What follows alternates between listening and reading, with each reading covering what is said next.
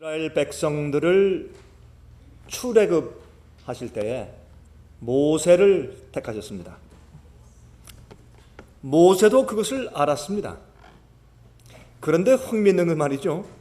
하나님께서 모세를 택하실 때 애굽에서 정말 능력 있는 왕자요 장군이었을 때에 그를 택하신 것이 아니라 그가 미디안 광야에서 40년을 지난 다음에 초라하고 정말 그의 옷소매를 이렇게 냄새를 맡으면 이 양과 염소의 이 똥 오줌 냄새가 물씬 풍기는 그런 목자로 있을 때 알아주는 일이 없고 또한 영광과 인기도 없이 목자로 지낼 때 하나님께서 그를 부르셨다는 사실입니다. 이것은 우리가 좀 생각해 보아야 할 일인데 하나님께서 그 어마어마한 사건, 노예로 붙들려 있는 그곳에서 하나님께서 당신의 나라를 이끌어내시고 출애굽하실 때 그들을 그 노예의 힘에서 해방시키실 때 그래서 약속하신 가나안 땅에 갖다 놓으려고 하실 때 그래서 그 후손 가운데 메시아가 태어나시게 하시기 위해서 그들을 인도하실 때 인도하는 지도자를 선택하시는데 정말 정략가, 정말 기가 막힌 그 당시에 최고의 학부에서 공부한 장군이 아니라 가장 겸손하게 광야에서 내려앉은 목자의 입장에서 그를 택하셨다. 이것은 우리가 한번 깊이 생각해 보아야 할 일이 아닐 수가 없는 것입니다. 우리 다 같이 히브리서 11장에 있는 말씀을 좀 펴서 읽도록 하겠습니다. 히브리서 11장입니다. 믿음장이죠. 그렇죠? 히브리서 11장 24절부터 26절까지 있는 말씀을 좀 읽어보도록 하겠습니다. 히브리서 11장입니다. 24절부터 26절입니다. 다음과 같이 말씀하십니다. 믿음으로 모세는 장성하여 바로의 공주의 아들이라 칭함을 거절하고 도리어 하나님의 백성과 함께 고난받기를 잠시 죄악의 낙을 누리는 것보다 더 좋아하고 그리스도를 위하여 받는 능욕을 애굽의 모든 보화보다 더 큰 재물로 여겼으니 이는 상 주심을 바라봄이니라. 여기 말씀하기를 이 모세가 하나님의 백성들과 함께 고난받기를 잠시 죄악의 낙을 누리는 것보다 더 좋아했다. 이거는 보통 그런 그 간절한 소원, 정말 이 세상의 어떤 것보다 더 강력한 그런 이 소원, 정말 이 모티베이팅 파워죠. 그런 것이 없으면 이런 일을 할 수가 없죠. 이건 그저 하루 이틀 하고 끝나는 것이 아니기 때문에. 또 여기에 또 그리스도 그랬어요. 그리스도를 위하여 받는 능욕을 애굽의 모든 보화보다 더 큰 재물로 여겼으니, 다시 말해서 이 모세는 예수께서 태어나시기 이전에 몇 천년 전에 살고 있었으나 그는 예수님을 알았단 말입니다. 앞으로 태어나실 그리스도에 대한 희생에 대해서 계시적인 안목으로 알고 있었습니다. 그래서 애굽의 모든 보화보다, 어떤 재물보다 자기가 그 백성들과 함께 해방되면서 그 능욕을 받는 것을 더 큰 재물로 여겼다. 그렇게 말씀을 했습니다. 여러분, 여기에 사도행전 7장 22절 보면 이런 말씀이 있습니다. 모세가 애굽 사람의 학수를 다 배워 그 말과 행사가 능하더라. 그는 능력 있는 사람이었습니다. 최고의 학부에서, 그 당시에 온 세상에서 최고의 학부에서 공부한 사람입니다. 그는 장군으로 훈련받은 사람입니다. 왕자였습니다. 그는 말하고 행사하는 데 능했던 사람이라고 했습니다. 그래서 어떤 의미에서 이 세상에서 모세처럼 세상과 세상에 있는 것들을 포기하는 그렇게 큰 희생을 치르고 하나님 사업에 투신한 자는 아마 없을 것입니다. 옛날에도 없었고 지금도 없고 앞으로 주께서 오시기 전에도 그러한 자는 없을 것입니다. 가장 크게 인간적인 입장에서 가장 많이 굴복하고 희생하고 주님만을 위해서, 주님의 사업만을 위해서 자기를 투실한 자는, 모세 같은 자는 과거에 없었습니다. 제가 여러 해 전에 말이죠, 아프리카의 한 부족 국가에서 온 왕국입니다. 그 왕국에서 온 한 왕자를 제가 만나서 사귄 적이 있었는데, 그 왕자의 이름이 아데비스였습니다. 아데비스. 근데 이 아데비스는 지금은 그 나라가 제가 알기로는 콩고에 지금 다 이제 다 들어가서 지금 독립국가가 아닙니다만은, 그러나 이 아데비스 왕자가 말이죠, 저한테 이런 간증을 해주는 것을 듣고 제가 깊이 감동을 받은 적이 있습니다. 자기 집에 그 부인이 그러니까 왕의 부인이 3명 있었대요. 그 중에 한 부인이 자기 어머니였답니다. 그런데 그 어머니가 왕비로 있으면서 기독교회를 받아들였습니다. 진리를 받았습니다. 성경을 받았습니다. 예수님을 깨닫게 되었습니다. 그는 너무나 감격하고 기뻐서 자기 생을 다 바쳐서 주님을 믿고 따르기로 결심을 했습니다. 여러분, 왕의 부인인데, 아무리 적은 그런 국가라고 할지라도 왕의 부인인데 큰일 났죠. 그래서 이제 계속 궁중에서 핍박을 받다가 할 수 없이 이 왕비니 어머니가 이제 할 수 없이 이 궁중에서 나갈 수밖에 없는 처지에 이르렀다는 것입니다. 그래서 자기 어머니가 조그만 보따리를 싸들고서 밤에 나가는 모습을 이 아들 아데비스가 지켜봤다는 것입니다. 이제 자기가 좀 자란 다음에 청년이 됐는데 하룻밤 자기 어머니가 자기를 찾아왔대요. 와서 조용히 성경을 가리키면서 너도 이 세상의 왕자리보다 너는 하늘의 하나님의 아들이 되어야 된다라는 것을 아주 여러 번 가르쳤다는 것입니다. 그래서 이 아데비스도 마음 가운데 이제 감동을 받아서, 그러면 내가 어떻게 됩니까? 네가 원하면 이 엄마와 같이 나갈 수 있다. 그래서 하룻밤에 약속을 하고 이제 그 궁중을 빠져나가서 제일 첫날 밤에 자기가 왕 될 수 있는 길을 버리고 그 아버지 뒤를 이어서 보좌에 앉을 수 있는 가능성을 버리고서 엄마를 따라서 이제 도망을 나와서 어느 한 오두막 집에 들어가서 한 번도 그런 곳에 잔 적이 없는 처음 오두막 집에 이렇게 이제 하늘을 보니까 이렇게 구멍이 뚫려 있는데 거기에 하늘의 별들이 보이더래요. 그래서 아주 초라한 집에서, 양탄자가 아니라 초라한 집에서 정말 이런 멍석 같은 것을 깔고서 들어놓아서 잠을 자는데 그때 참 한심하더래요. 그러면서 그는 모세의 경험을 그는 기억했다고 저한테 말을 했습니다. 참 감동적인 그런 간증이었습니다. 여러분, 그러나 모세가 포기한 것은, 여러분, 그 포기한 것은 하나님의 백성들과 함께 고난받는 그 고통이었으면서 또한 그가 포기한 이 세상의 재물과 명예는 참으로 엄청난 것이었습니다. 세계를 제패하고 있었던 애굽의 보좌를 포기한 것입니다. 그가 왜 그렇게 했을까? 모세로 하여금 무엇이 그로 하여금 그렇게 희생하도록 만들었을까? 모세는 여러분 예수님의 고난, 메시아의 고난을 통한 인간의 구속의 계획을 그는 알고 있었습니다. 그는 하나님께서 이 땅에 오셔서 우리 죄인들을 위해서 어떠한 입장으로 내려오셨고 얼마만큼 큰 희생을 치르실 것이다 라는 그리스도의 고난에 대해서 그는 이미 알고 있었습니다. 그래서 여러분 히브리 11장에 사도 바울은 그리스도를 위하여 받는 능욕을 그렇게 말씀을 했습니다. 예수께서 받으실 앞으로 엄청난 능욕을 그는 계시 가운데 보았기 때문에 모세는 깊은 감동을 받고 그가 이 세상에서 자기가 포기할 것과 이 세상에서 받을 어려운 일들에 대해서는 전혀 개의치 아니할 간절한 소원이 그 마음 가운데 생기게 된 것입니다.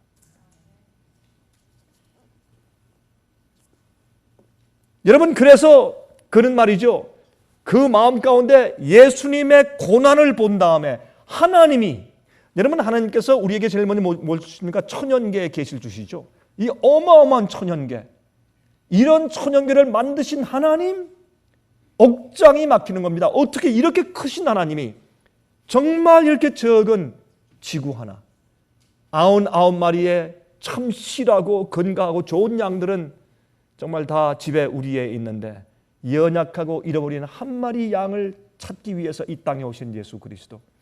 그리고 이 지구 여러분 없어도 되지 않겠습니까? 솔직히 이거 지구 없어도 되지 않겠습니까? 무엇이 필요합니까? 하나님께서 우리에게 가치를 부여하신 것 이외에 무슨 가치가 있습니까? 그런데 주님께서 이 지구를 위해서 그 치르신 엄청난 고난과 희생과 정말 예수께서 이 땅에 오셔서 죄를 지셨다면 다시는 하늘에 들어갈 수 없이 인간으로 영원히 죽을 수밖에 없는 처지에 놓일 그 엄청난 그 리스크, 그런 위험을 무릅쓰고 사신 것. 이것을 그는 깊이 명상하면서 그가 알았습니다. 깊이 명상하면서 알았습니다. 모세는 아마 이랬을 것입니다. 그가 장군일 때, 왕자일 때 하나님께서 날 택하셨다. 내 민족을 위해서 내가 이들을 해방할 것이다 라고 해서 주먹으로 힘으로 그 백성들이 와 하고 혁명을 일으키면 그들과 함께 모의를 하고 혁명 준비를 하고 계획적으로 군대를 만들어서 어떻게 배치해서 이 애굽 군대를 쳐서 정복해서 우리가 힘으로 해방돼서 나갈 수 있을 것으로 확신했습니다. 주먹으로 쳤습니다. 그러나 그가 무엇을 알았습니까? 하나님께서 이스라엘 백성들을 어떻게 구원하실지 하나님의 방법은 몰랐습니다. 그래서 그가 할 수 없이 도망을 칩니다. 도망을 쳐서 미디안 광야에서 그가 무엇을 이해했습니까? 거기서 말씀을 연구하고 거기에 기도하고 성령의 은혜를 받아서 그가 창세기 출애굽기를 쓰기 시작합니다. 나중에 계속해서 광야에서 이스라엘 백성과 지내면서 레위기, 민수기, 신명기를 썼죠. 그렇게 하면서 그는 창세기에 대한 놀라운 계시를 미디안 광야에서 받으면서 그는 그것을 기록하면서 모세는 엄청난 구속의 계획에 대해서 계시를 받고 알았습니다.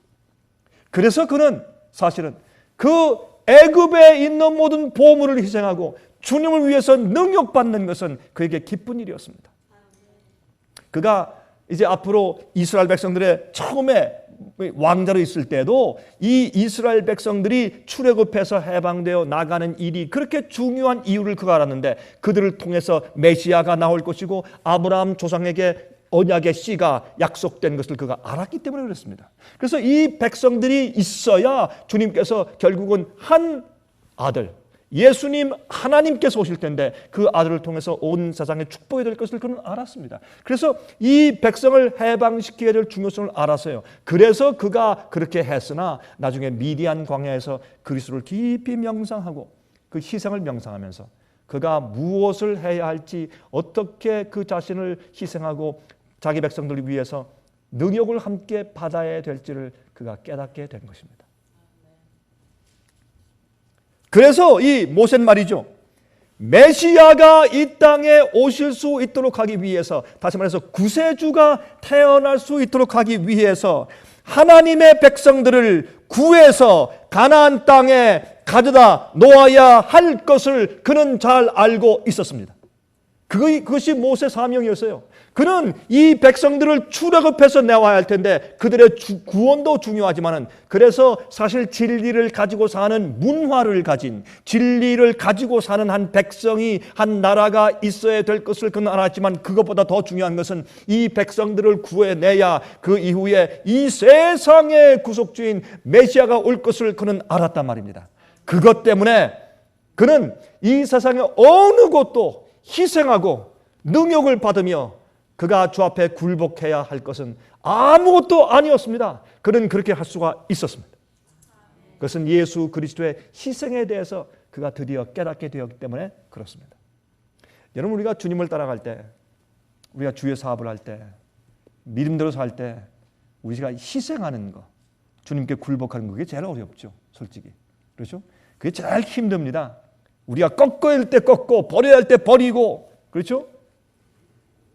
우리가 바꿔야 할 때 바꾸고 돌아설 때 돌아서고 세상을 포기하고 그렇죠? 죄의 습관을 포기하고 재물을 포기하고 인기와 영광을 포기하고 그게 제일 어렵죠.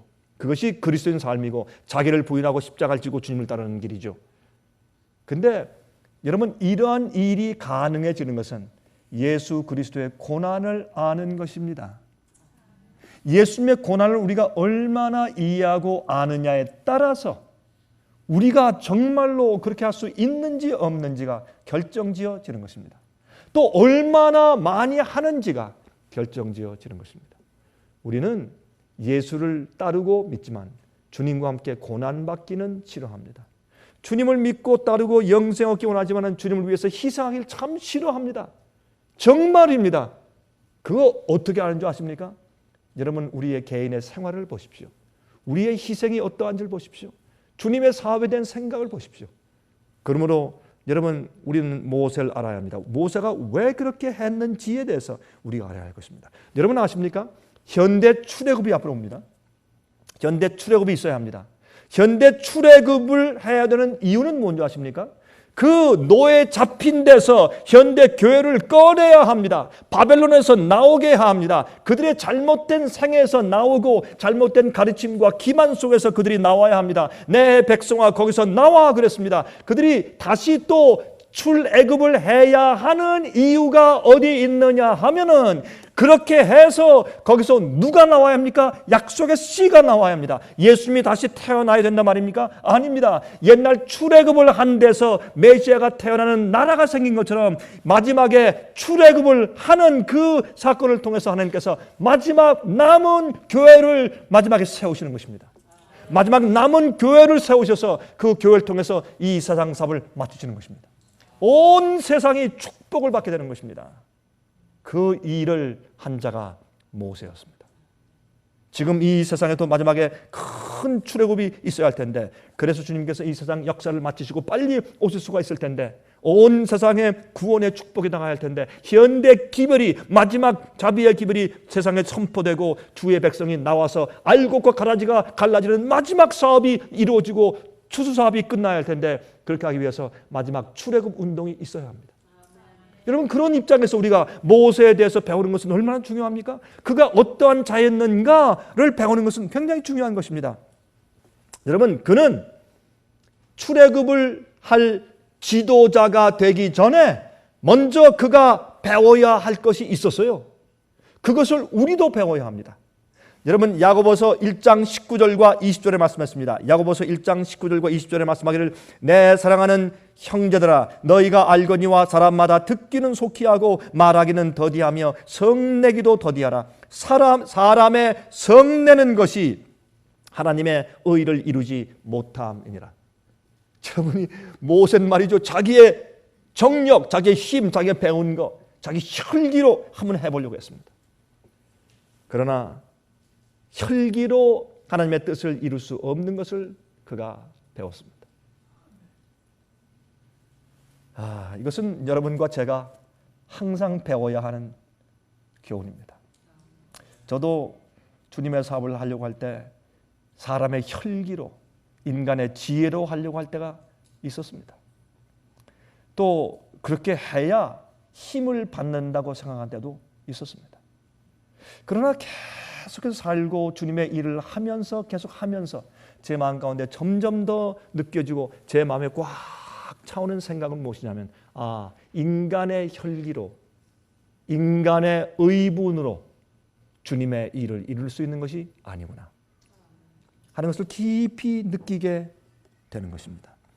하나님의 계획은 인간의 방법으로 이루어지지 않는다는 것을 배우는 것입니다. 모세가 그것을 배울 필요가 있었습니다.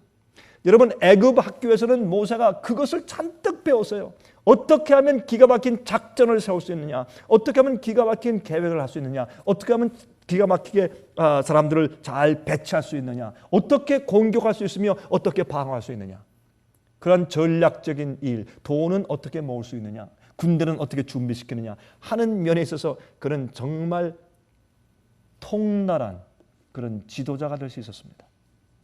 그러나 그는 배워야 했습니다. 하나님께서 당신의 백성을 인도하시는 데는 그런 방법이 사용되는 것이 아닌 것을 모세는 알아야 할 필요가 있었습니다. 자, 그런데 하나님께서 자기를 통하여 이스라엘 백성들을 출애굽시키실 것을 알았지만은 어떻게 하실 것인가는 몰랐다고 말해요. 어떻게 하실 것인가? 그걸 알아야 할 필요가 있었습니다. 그것을 가르치시기 위해서 하나님께서 40년 동안 미디안 광야에 40년. 이야, 정말 말이 40년이지 40년은 거의 한 평생을 사는 건데, 젊을 때 40년을 다 사는 건데, 40년 살고 나면 정말 청춘을 다 보내는 건데, 40년 다 살고 파파 늙어가지고 무엇을 하겠다는 거예요 도대체? 전 처음에 그 말씀을 읽을 때 좀 이해가 안 되더라고요. 한 10년은 이해할 수 있어요. 20년까지도 제가 하나님을 봐드릴 수 있어요. 20년까지는 봐드릴 수 있어요. 근데 40년 말이 안 돼요. 청춘을 어떻게 40년을 다 보내고 그 기가 막힌 설기왕선한 40년을 어떻게 거기서 다 썩힙니까? 아, 말이 안 되는 거지. 그러나 하나님께서 40년을 두셨어요. 40세 때 그가 애굽에서 살아온 40년, 거기에 걸맞는 40년을 하나님의 학교에 두셨어요. 왜냐하면 주님께서 이스라엘 백성을 꺼내내오시는 일은 하나님의 일이기 때문에, 주님의 사업이기 때문에 그러한 것입니다. 그리고 그 당시에 80세 때 그가 출애굽하기 위해서 바로 앞으로 갔어요. 할아버지예요. 80세 때. 그렇죠? 그리고서 그가 죽을 때 120세예요.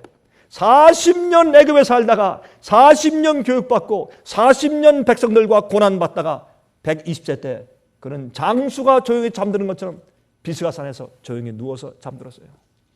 그게 모세 생애입니다. 참 기가 막힌 생애죠.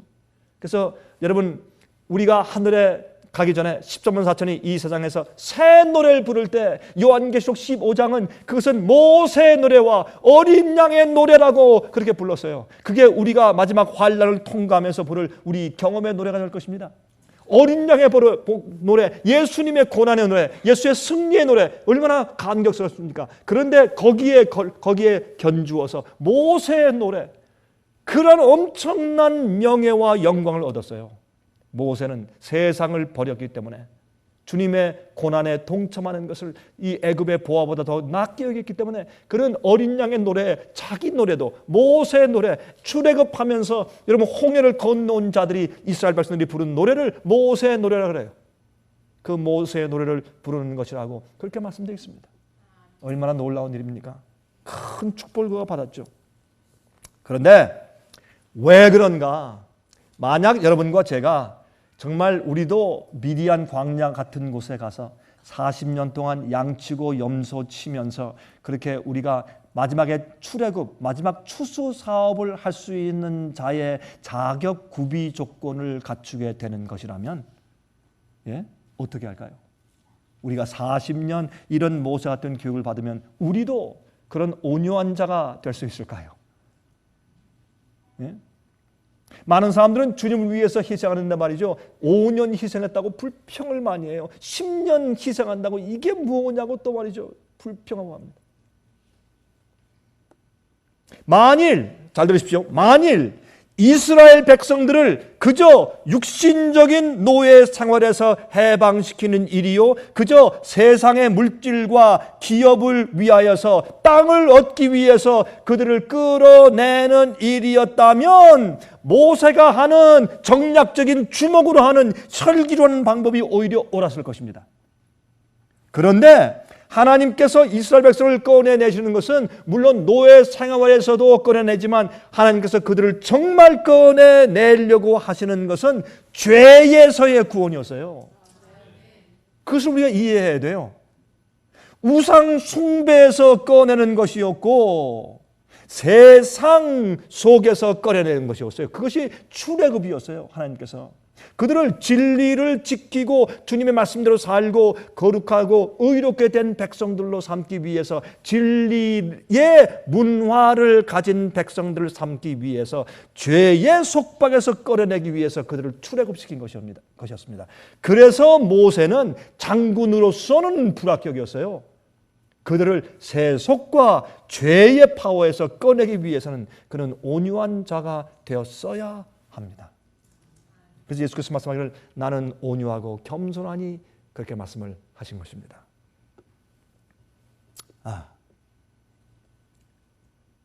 사도행전 3장 25절, 사도행전 3장 25절. 너희는 선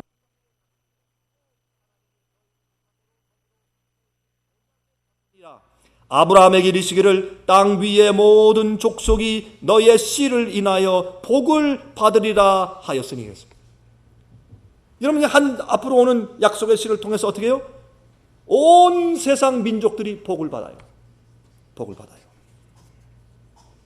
하나님께서요, 이스라엘 백성들이 출애굽할 때, 이제 애굽에서 나갈 때 말이죠, 쉬운 길로 가게 하지 않았어요. 쉬운 길이 무엇입니까?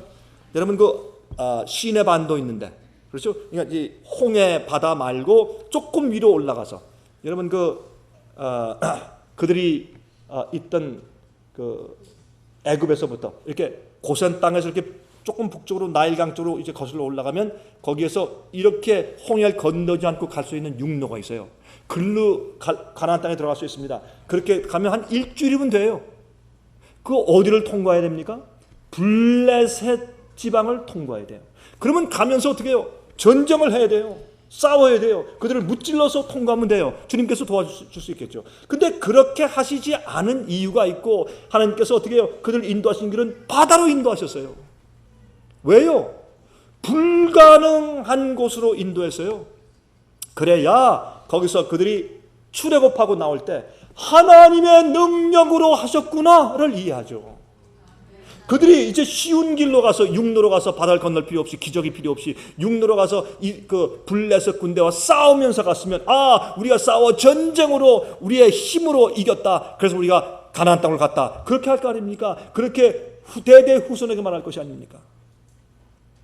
그것이 아니고 하나님의 능력으로 도무지 우리 인간으로 할 수 없는 그런 입장에 처했을 때 하나님께서 바다를 가르셨다, 이렇게 될 것이 아닙니까? 하나님께서 그들을 인도하신 것은 바다와 양옆에 있는 산이었습니다. 뒤로 돌아가려도 돌아갈 수 없는 것이 바로의 애굽 군대가 따라오고 있었습니다. 그런 사면 초과해서 앞으로 나가라 믿음으로 주님께서 바다를 가르신다, 이러한 기적적인 능력을 통해서 애굽을 탈출하게 하신 것입니다. 이것이 하나님께서 교회를 만드시는 주님의 방법입니다. 우리가 구원받는 것도 그래야 합니다. 우리는 우리 죄를 용서할 수 없습니다. 우리가 우리 스스로를 구원할 수 없습니다. 우리가 우리 스스로에게 의롭게 만들 수 없습니다. 단 하나의 의로운 행동도 우리 스스로 조작해 만들 수가 없습니다. 그럴 때 주님께서 거듭나게 하시는 기가 막힌 회개의 경험을 주시고, 그 경험이 나를 변화시켜서 갑자기 의로운 것이 좋고 의로움을 사랑하고 주님의 뜻대로 살고 싶은 그런 마음이 들어가게 하심으로 주님께서 이 일을 이루시는 것입니다. 그래야 우리가 개인적으로 출애굽하는 경험을 하게 되고, 나중에 교회가 출애굽하는 경험을 해야 세상에 출애굽하는 주의 백성들이 생기는 것입니다. 홍해를 갈라서 주님의 능력으로 마른 땅처럼 건너게 하셨습니다. 그러므로 출애굽은 하나님의 능력으로만 가능한 것이에요. 이 출애굽은 죄의 노예로부터 해방되는 경험을 바탕으로 이루어져야 합니다. 그 일은 하나님의 능력을 통해서만 가능한 것입니다. 자, 그래서 여러분 로마서 11장 26절 27절 보시면 이런 말씀이 있어요. 로마서 11장 26절 27절. 그리하여 온 이스라엘이 구원을 얻을 것이라. 온 이스라엘이 구원을 얻을 것이라. 기록된 바 구원자가 시온에서 오사 야곱에게서 경건치 않은 것을 돌이키시겠고, 내가 저희 죄를 없이 할 그때에, 내가 저희 죄를 없이 할 때에 저희에게 이루어질 내 언약이 이것이라 함과 같으니라. 이스라엘 백성을 전체가 온 이스라엘 구원받을 때는 언제예요? 여기 말씀하기를 내가 그들을 저희 죄를 그들 생에서 죄를 없이 할 때에 내가 저에게 한 그 언약이 이루어질 것이라 그랬어요. 여러분, 하나님께서 이 아브라함을 통해서 약속하신 그 언약은 바로 그 언약이에요. 많은 사람들은 육신적인 언약으로만 생각해요. 땅을 얻는 거 아닙니다. 죄에서 구속하시는 언약을 주님께서 하신 것이에요. 누굴 통해서? 언약의 시인 예수 그리스도 구세주를 통해서. 출애굽은 그들이 죄와 우상 숭배와 세상에 붙들려 있는 데서 해방해서 내는 역사이기 때문에 하나님께서 지도자를 거기에 합당한 자로 세우셔야 합니다. 작전가와 전략가가 아니었습니다. 여러분, 그러므로 여러분, 그 약속하신 땅은, 아브라함에게 약속하신 땅은, 가나안 땅은 그저 상징적인 것이고 진짜 땅은 새 하늘과 새 땅이에요. 그러므로 땅을 기업으로 주신다. 그 땅을 기업으로 받는 사람들은 온유한 자들이 받는다고 했어요. 여러분, 아브라함에게 주신 그 땅을 보세요. 저기 애굽 하숫가 나일강부터 저기 어떻게 해요? 메소포타미아 지방, 저기 유프라테스 강까지예요. 그 큰 땅은 여러분, 유대 나라가, 이스라엘 나라가 그렇게 큰 땅을 한 번도 차지한 적이 없어요. 그거는 여러분, 새하늘과 새 땅에 있는, 새하늘과 새 땅은 이 지구 전체지만 거기에 에덴 동산이 회복되고, 여러분, 이 새 예루살렘 성이 내려와서 앉을 곳은 그곳입니다. 그 큰 지역을 아브라함에게 약속하셨어요. 그것은 새 예루살렘, 하나님의 성, 참 교회가 거할 그 성을 있을 자리, 그것을 말씀하신 것이에요. 그것은 온유한 자가 들어가요. 온유한 자가. 그래서 마태복음 5장 5절에 말씀했습니다. 온유한 자는 복이 있나니 저희가 땅을 기업으로 받을 것이요. 땅을 기업으로 받을 것이요. 가나안 땅으로 그들을 인도해 가는데 온유한 자가 들어가는 것이에요. 40년 동안 돌 때 어떻게 했습니까? 거기에 나온 사람들이 다 죽고 갈렙과 여호수아의 가족만 들어갔어요. 이게 무슨 뜻입니까? 믿음이 있는 자, 온유한 자, 그런 자가 땅을 기업으로 받을 것이라고 했어요. 그러므로 그들을 하나님의 기업으로 인도해 낼 지도자는 온유한 자여야 했습니다. 온유한 자. 그래서 성경 민수기 12장 3절에 말씀하기를 이 사람 모세는 온유함이 지면의 모든 사람보다 승하더라. 근데 우리가 이 말씀이 민수기 아니에요. 민수기는 누가 기록했습니까? 모세가 기록했지 않습니까? 모세가 자기 보고 이 모세라는 사람은 온유함이 지면의 모든 사람보다 승하더라. 세상에서 가장 온유한 자였다. 그렇게 평해서 썼어요. 이거 교만 아닙니까? 예? 자기가 자기 보고 세상에서 가장 온유한 자래. 이거 좀 이상한 거 아니에요? 그게 아니라 이런 뜻입니다. 이 온유한 것에 대한 아름다운 성품에 대한 이해는 예수님께서 이 땅에 오셨을 때 진실로 이해된 성품이에요.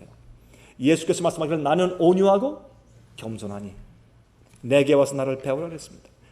내가 너에게 주는 멍에는 쉽고 가볍다 그랬습니다.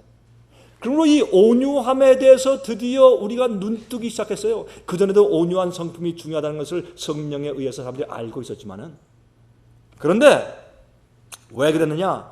그 당시에 이 온유하다는 말을 들었으면 그 당시 서양 사람들에게는요 우스운 얘기였어요. 남자가 무슨 뭐 계집애처럼 온유해? 이렇게 하는 말이었어요. 온유함? 지도자는 온유하면 안 돼. 힘있고 강해야지. 뭐 이렇게 하는 때였어요. 그 당시 온유하다 성품이 그러면요 째째하고 비겁한 자라는 뜻이었어요. 그렇게 이해된 단어가 온유함이에요. 그래서 모세는 하나님께서 나를 교육시켰는데 왕자요, 장군이요, 모략자가 아니라 세상에서 가장 온유한 그렇게 말씀을 말입니다.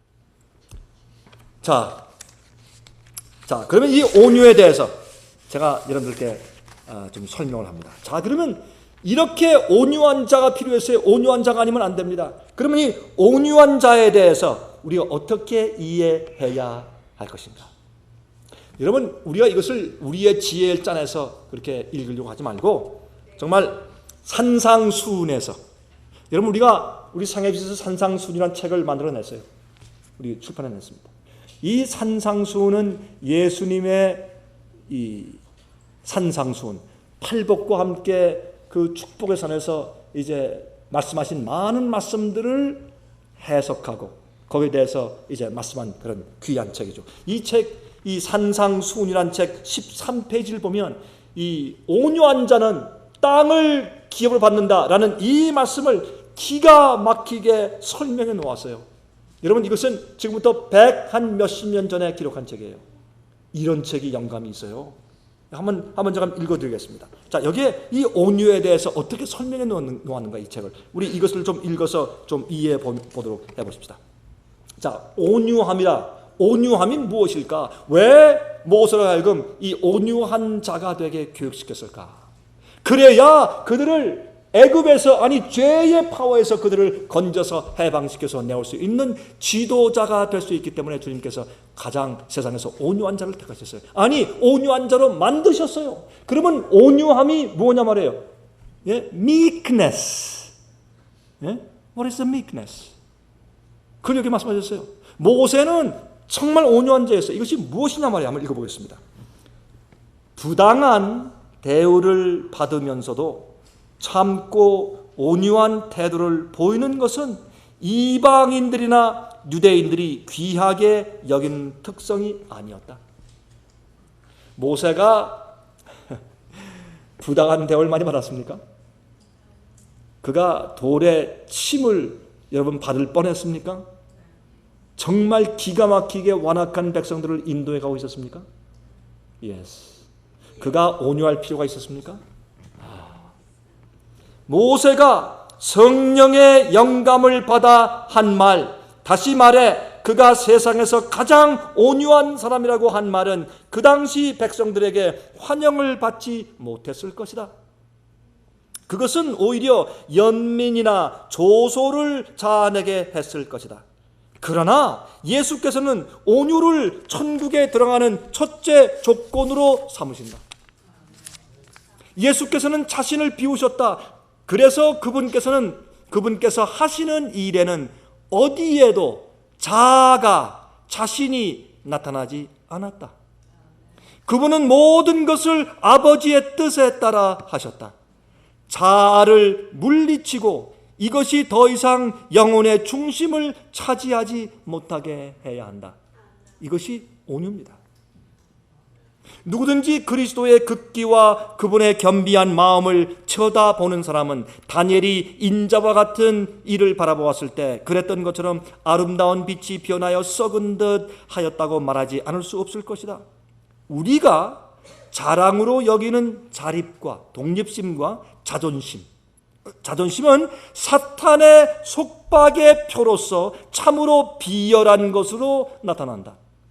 자존심 때문에 좀 건드리기만 하면 그냥 팍 뛰어요. 그냥 금방 용술처럼 팍 튀어 올라오고 참지 못하고, 그렇죠? 수치감을 느끼고 이런 것들, 그것은 마귀의 속박의 표다. 사람의 본성을 보면 언제나 자기 과시를 위해 애쓰고 투쟁을 위해 준비한다. 그러나 그리스도에 대해 배운 사람은 이기심과 교만과 지배욕을 멀리한다. 그리하여 심령 속에 안정이 깃든다. 사람들은 자기를 과시하고 자기를 인정받기 위해서 대부분 애쓰고 있다. 그렇게 말을 했어요. 그 사실 아닙니까? 우리의 평화를 깨뜨리는 것은 자신에 대한 사랑이다. 자아가 살아있는 동안에는 언제나 그것이 굴욕과 모욕을 당하지 않도록 하기 위해 방어 태세를 취하게 된다. 그러나 우리가 죽고 우리의 생애가 그리스도로 더불어 하나님 안에 감추어질 때는 무시나 경멸을 조금도 괴념치 않게 될 것이다. 비난에 대하여 귀머거리가 되고 조소와 모욕에 대하여는 소경이 될 것이다. 자, 끝으로 한 말씀 있습니다. 온유한 자에게 약속된 그 땅은 사망과 저주의 그림자로 어두워진 이 세상과 같지 아니할 것이다. 앞으로 우리가 온유한 자가 받을 그 세상은 이 세상 같지 않습니다. 거기는 슬픔이 없습니다. 거긴 늙음이 없습니다. 죽음이 없습니다. 거긴 전쟁이 없습니다. 싸움과 시기 질투가 없습니다. 그곳은 정말로 아름답고 평화스럽고 질서가 있는 곳입니다. 그곳에 살 자들은 자기가 없이 예수께서 주관하시는 마음을 가지고 있는 온유한 자들만이 그 땅을 받아야 합니다. 그런 자들로 그 백성들을 인도하기 위해서 세상에서 가장 온유한 자가 필요한 것은 당연한 사실입니다. 많은 믿는 자들이 온유가 무엇인지 모릅니다. 온유는 그저 부드럽게 인사 잘하고 그저 얼굴에 미소를 지으며 친절한 한 행동을 겉으로 표현하는 것인 줄 압니다. 온유는 마음속이 온유해야 합니다. 온유는 내가 주인이 아니라 예수께서 주인일 때 온유할 수 있는 것입니다. 온유하지 않으면 항상 우리는 내 자신을 보호하기 위해서 애쓰며 살아요. 그래서 항상 투쟁이 있는 것입니다. 그러나 온유하면 내 자신을 옹호하기 위해서 싸우는 싸움은 더 이상 필요가 없게 되는 것입니다. 제가 여러 해 전에 영국 런던에 있는 영국 브리티시 뮤지엄, 그 영국 그 런던에 있는 박물관, 그 참 볼만한 역사적인 그런 고적들이 많습니다.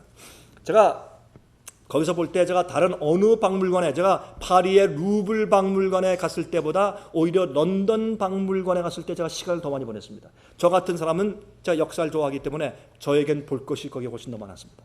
한 번은 제가 그 안에서 애굽관을 제가 가보았는데, 제가 애굽관을 쭉 돌아보다가 일일이 보다가 거기 한 미이라, 거기에 이제 왕자예요. 왕자의 미이라가 있는데 가만히 보니까, 계산해 보니까 모세가 살았을 당시 그 정도의 그 시기에 있는 왕자의 미이라예요. 제가 보고 나서 깊은 감동을 받았습니다. 아, 그렇구나. 모세가 참 선택을 잘했다. 그가 온유하게 살기를 선택하기를 참 잘했다. 만약에 모세가 말이죠, 정말 그리스도를 위해서 주의 백성들의 고난에 동참하고 정말 그 능욕을 당하는 것을 그 애굽에서의 영광과 세상의 보호보다 더 낮게 여기지 아니했더라면 그는 지금 여기에 미라가 되어서 불쌍한 몰골로 여기 누워 있을 것이 아니냐, 유리관에. 얼마나 불쌍해요. 그러나 모세는 하늘에 있습니다.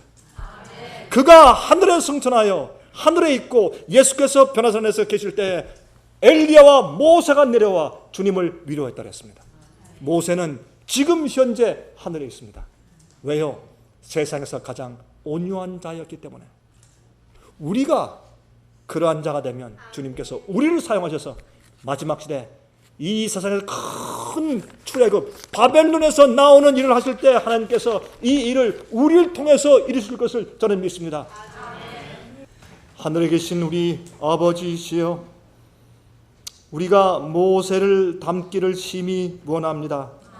그가 계시 가운데 보고 이해한 예수 그리스도 우리 주님의 고난을 우리도 잘 이해하기를 원합니다. 그리하여 우리도 이 세상에서 주님의 고난에 동참하고 세상을 버릴 그런 간절한 소원이 우리 속에도 들끓기를 소원합니다. 아버지시여, 저희를 도와주셔서 마지막에 주님의 추수삽을 마치는 일꾼들 되고 주님께서 마지막 언약의 교회가 일어날 수 있도록 도우는 자들 되게 축복하여 주시옵소서. 우리를 구원하신 예수 그리스도의 귀하신 이름만 의지하여서 간절하게 기도합니다.